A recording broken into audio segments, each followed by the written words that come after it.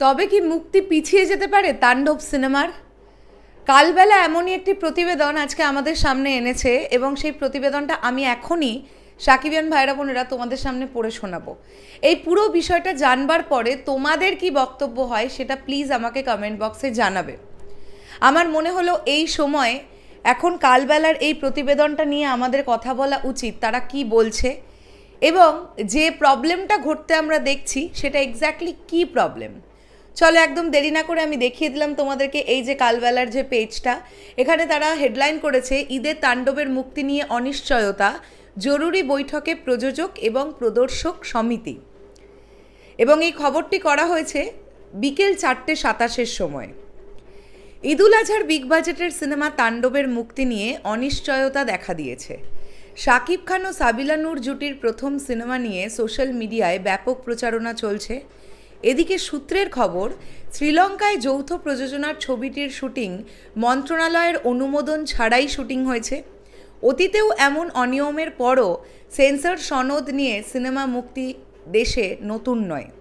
তবে অন্তর্বর্তীকালীন সরকারের কয়েকটি মহল বিষয়টি নিয়ে তৎপর বলে জানা গেছে।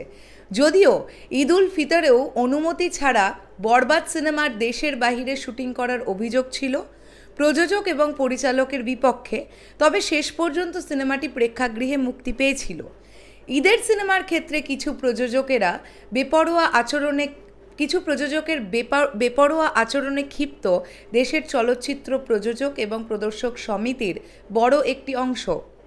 জানা গেছে যৌথ প্রযোজনা থেকে শুরু করে দেশের সিনেমা বিদেশে মুক্তি দিলেও সরকার এর থেকে কোনো অর্থ পাচ্ছে না। বিভিন্ন পর্যায়ে বিষয়টি নিয়ে আলোচনা চলছে।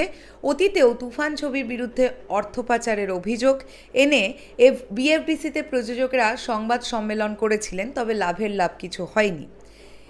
এসবিএফ আলফা আই প্রযোজিত তাণ্ডব সিনেমার সহ প্রযোজনায় আছে ওটিটি প্ল্যাটফর্ম চরকি, আর সহযোগিতা করছে দীপ্ত।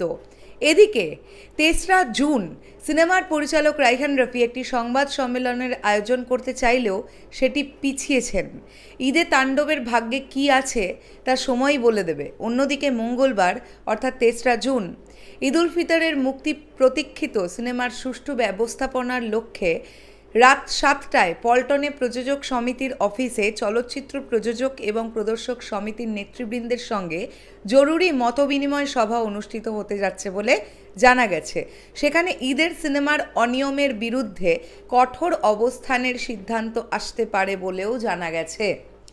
তো বিষয়টা একদম পরিষ্কারভাবে বাংলা ভাষায় আমাদেরকে লিখে দেওয়া হয়েছে এই প্রতিবেদনে যে কি দেখতে পাচ্ছি, এক্স্যাক্ট প্রবলেমসগুলো কি। তবে একটা ছোট্ট কথা আমি বলতে চাই, সেটা হচ্ছে বরবাদের ক্ষেত্রে যে অ্যালিগেশনটা উঠেছিল যে বরবাদ না জানিয়ে দেশের বাইরে শ্যুট করেছিল, পরবর্তী সময় প্রযোজক কিন্তু বিষয়টা ক্লিয়ার করে দিয়েছিল যে আমাদের সমস্ত রকমের পারমিশন নেওয়া ছিল শ্যুটিংয়ে যাওয়ার আগেই। এই ভিডিও আমাদের কাছে এসেছে সোশ্যাল মিডিয়ায়, আমরা সবাই জানি। এখন দেখা যাক কোন দিকে গড়াবে মনে হচ্ছে এই জল। কি মনে হচ্ছে তোমাদের সেটা ডেফিনেটলি কমেন্ট করে জানাও। যেটা ঘটেছে আমি জাস্ট সেটাই তোমাদের সামনে তুলে ধরলাম। দেখা যাক আজকে 7টা থেকে যে মিটিংটি হওয়ার কথা, সেই মিটিংয়ে কি ডিসকাস হয়, ডিসিশন কি আসে, সব দিকেই নজর থাকবে আমাদের। শেষ করলাম ভিডিওটা, আসছি আবার খুব শিগগিরই। তবে হ্যাঁ, চলে যাওয়ার আগে শেষে একটাই কথা বলতে চাই, এই এত কিছু সব কিছু আমি দেখেছি মেগাস্টার শাকিব খানের ছবিতেই হয়। মানে মেগাস্টার শাকিব খানের কোনো ছবি এলেই নানান জনের এত প্রবলেমস, বাকি সিনেমাগুলোর ক্ষেত্রে কিন্তু এত প্রবলেমস আমরা দেখি না। তো বারবারই ঘুরে ঘুরে এই প্রশ্নটাই আসছে, আটকাবার চেষ্টা আসলে কাকে? মেগাস্টার শাকিব খানকে নয় তো?